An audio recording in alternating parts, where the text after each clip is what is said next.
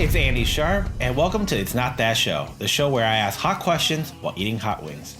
It may sound like that show you know, but trust me, it's not that show.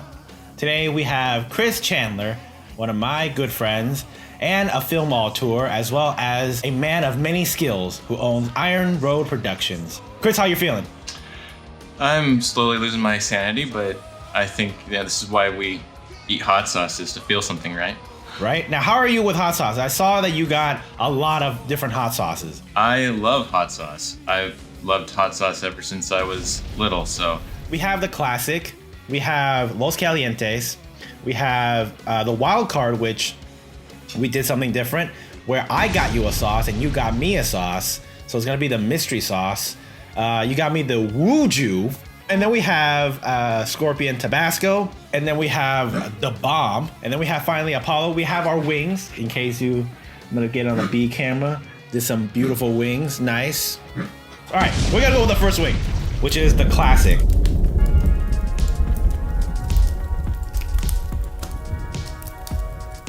Okay, so. I like that one a lot. Yeah, right? So growing up in Longmont, Colorado, 33 miles north of Denver, what was life like there and what made you want to pursue film? What was life like there? It was very suburban. But what made you, what made you, out of that small town, what did you make you want to get into film? It was Back to the Future. Oh? Watching Back to the Future, I was like, hey, this is awesome. I want to do that.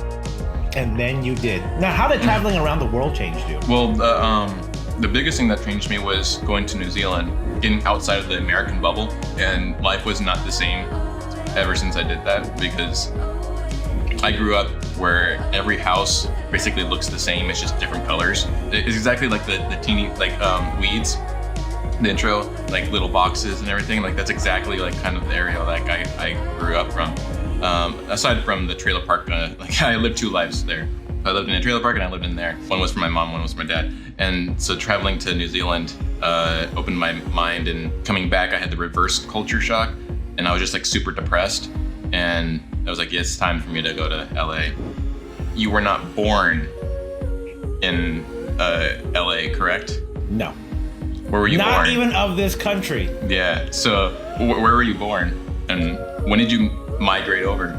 So Taipei, Taiwan. A lot of people always ask me hey, what kind of Asian are you? And I'm like, American? But more specifically, my nationality is Taiwanese, who is a little island off of the coast of China. And I came here when I was 4 because my mom and my whole family just transplanted here, because they wanted me to get the American lifestyle, the American training and whatnot. So we came here when I was 4, and then went back, took care of some stuff, and then officially moved here when I was 7. All right, we're gonna move on to the second, which is the Los Calientes Rojo. So you worked all facets of film, behind and in front of the camera, and you had a brief stint at the Cinemark theaters. What has to be the most annoying thing that bothers you about the film going experience? See, I understand why some people talk during movies, and especially how do you separate talking in a film at home versus talking in a film at a theater? Sometimes you just don't think about it and you just start talking, and sometimes it's just a reaction that you can't control. I don't do that, but I understand why other people do that. And so I would say the most annoying part would be someone's phone, seeing the blue light go on. I know that you both write and direct, and you've also acted, and you've also done voice acting. What is your preferred position out of all of those? If you had to choose one to do the rest of your life, which one would you do? Oh, voice acting. Absolutely voice acting. Voice acting for me was inspired by cartoons and the shows that Animaniacs, Doug, Rugrats, Ren and Stimpy. Those are the type of shows that raised me.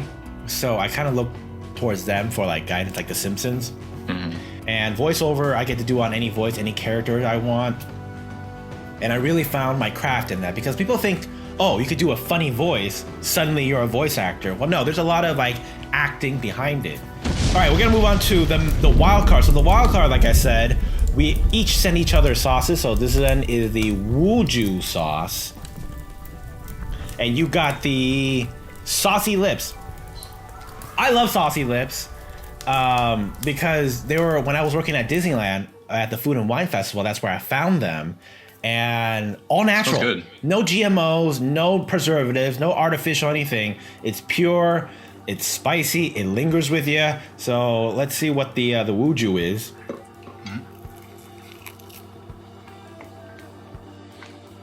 I like it. It's a little zingy. I like that. Okay, so you have a little cute furry baby, Luna. Now, how has being a pet parent changed your perception in being an actual parent? Should you want kids in the future? She's definitely challenging, and she definitely acts like a little baby already, because she literally will annoy you until she's held like a baby. Like, I have to carry her on my shoulder and walk around with her.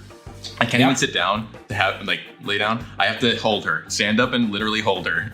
Yeah. And then I have to cradle them like a fucking child. My question was, I know that you worked for Conan before. What did you do and how did you get that job? So, I'm in my sophomore year at UCLA. My friend, who at that time owned a film company with David Leitch. David Leitch, the director of Deadpool and John Wick. David Leitch and my friend Nina were co-partners with a like this Asian film company that bridged the two. So I first started as a script reader, brought my as an intern, and then I was also sidelining doing the Universal Studios tour. So I was a tour guide.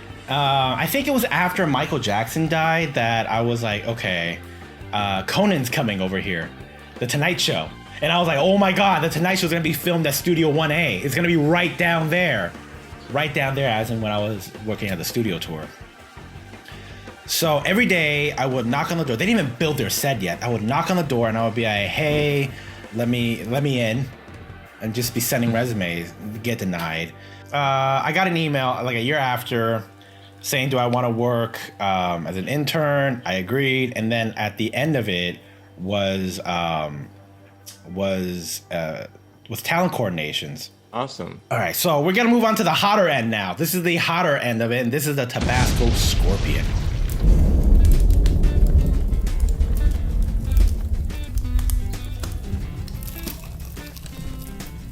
I can taste still the Tabasco part of it.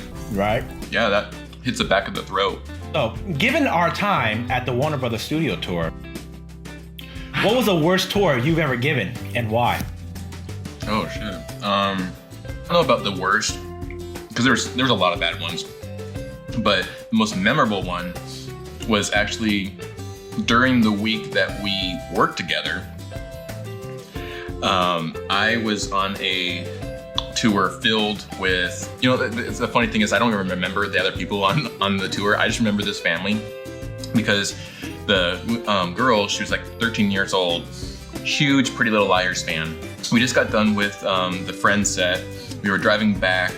I believe I was driving to stage, and I was driving down, and I just passed stage 9, and then there's the area there with all of the stage wagons and the camp setups and everything for the different warehouses, and in a little like area that was like kind of like made so that people could, I don't know if they wanted to throw a frisbee or whatever, which is actually what these people were doing.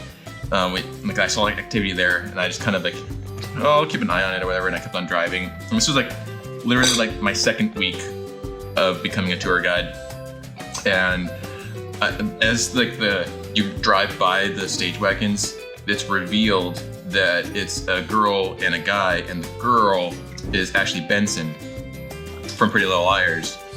And the second that it gets revealed to the little girl behind me, it was like a reaction. She just jumped off the tram and dashed for her as I was like yelling, like, come back and everything, because I had Ma'am, please! I had a full tram of 13 people. And in my head, I quickly thought, do I go after the one, leaving the other 12 on here to do whatever the fuck they want to do? Or do I stay with the 12 and just call after the one? And that's what I did. Holy God. I like to both joke around and then you'll be serious.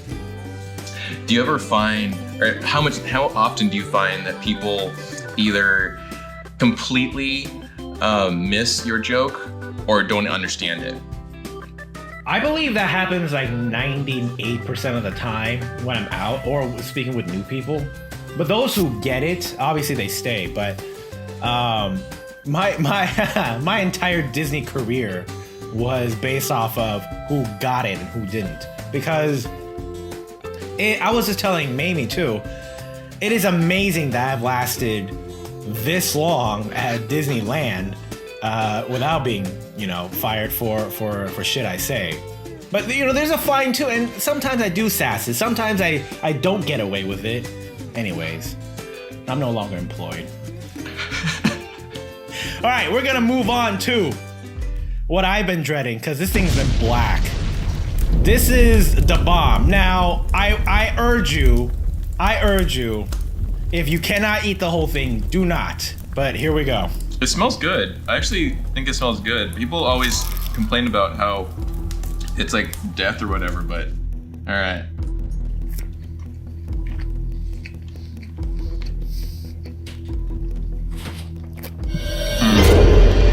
I get why other people don't like it. It's not bad though. But man, that hits the back of the throat. This is I put on more than what I should. Oh my God. I don't know how Sean does this. I feel like there's a little man inside my mouth right now, torching the back of my throat. Oh. Thank you, wife. Oh man. What are you drinking? Apple cider from the homeland. Because, okay, water it doesn't do anything. It just spreads it out. Oh my God. Ow. Oh my God. Hold on. Oh, I might need milk. Wow, Chris is standing. He's gone. He's gone from the interview.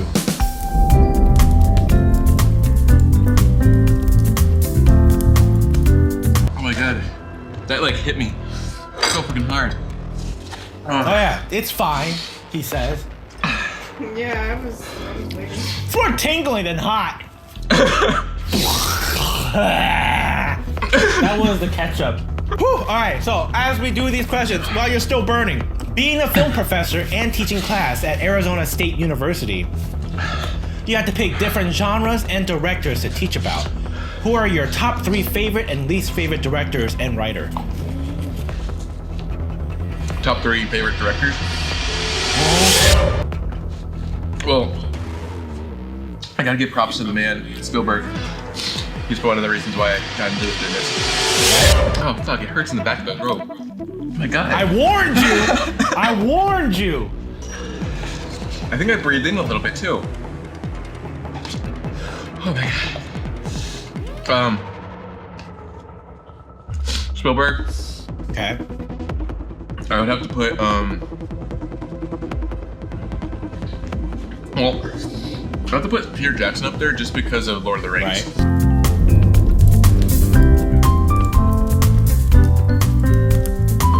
My headphones right now are drenched in sweat right now. I have to say this one, you're right. This one is worse than Last Dab. My friend, we haven't even got to the last one. All right, so. 3. Spielberg. Spielberg. Jackson. Kubrick. Kubrick. Nice. All right. What about your 3 least favorite? Shyamalan. I'm not a big fan of Joss Whedon. Oh? He's too cookie cutter. Right. Like, he's like, I mean, he's safe. He's a safe option for a lot of things, but I thought that he was the worst part of Justice League. And by far. And he was also the worst part of Avengers. Oh, yeah. And to round out our third. I met him. Awesome guy. Rob Zombie. Wow. Yeah, his Halloween is shit. I'm sorry. I can't get behind that. I'm a huge fan of Halloween, not a fan of his Halloween. Hypothetically, if there was a fire in your apartment, Mamie was passed out, maybe she was sleeping or had too much to drink, and you had to save either her, your cat, or your dog. Who would you choose?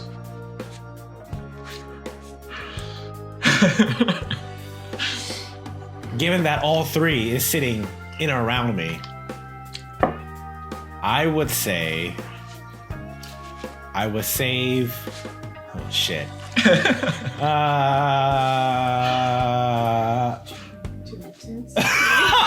I guess I would save the wife. I would have to save the wife. Yes.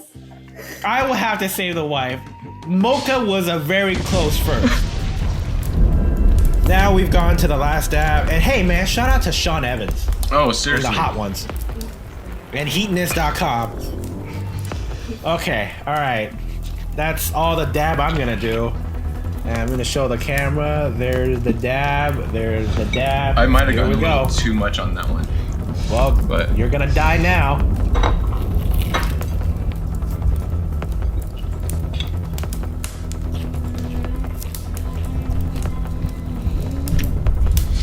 Alright, rapid round. I'm gonna hit you with a bunch of questions in succession. Answer it the best way you can. First answer that comes to your mind. PlayStation or Xbox? Xbox. Bone-in or boneless? Boneless. Tarantino or Cohen? Tarantino. Coke or Pepsi? Coke. Baby Yoda or Baby Groot? Baby Yoda. I feel like my insides are like boiling. And actually, I'm glad that you mentioned Tarantino, because that's actually probably Tarantino and Coen Brothers. I would actually replace them with Jackson. So you are obviously a huge fan of comics and film, and you posted stuff about Star Wars. You posted stuff about Back to the Future and Marvel. What is your and Tarantino? What is your favorite film? No benchmark. There's like, I could watch this film over and over again. I know the lines back and forth. And it seems odd, but it had the right mix of magic. It had the right mix of action. It had the right mix of comedy. It has my favorite actor in it. It was shot well. I'm super into blondes, and it had a gorgeous blonde. And I would say my favorite film of all time, yet I surprisingly don't own it on Blu-ray or anything, is The Mask. Because I remember when I was a kid. Oh, snot nose city here. Oh my god. When I watched The Mask in theaters, I was like, this is it. I haven't even seen Jim Carrey before, but the fact that he was a cartoon character in real life made me want to become an actor.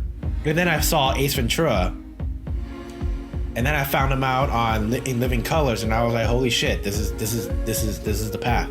And then I saw Star Wars before, but I didn't get it. We've hit every single sauce. What has been your favorite sauce, and what has surprised you? Well, going into it, I definitely thought the bomb was going to taste bad, because everyone on Hot Ones says that it's horrible. Immediately they said this is horrible. Like, why would you do this? Like, it hurt, but there was still a little bit of it that tasted good to me. I can definitely foresee myself using these ones later on, sparingly on like a sandwich with like mixed in with mayo or whatever. I really liked the saucy lips. So now you can let this camera or this camera know let the people know what you have going on. Well, the next video I'm gonna be doing. You're gonna do the one chip challenge?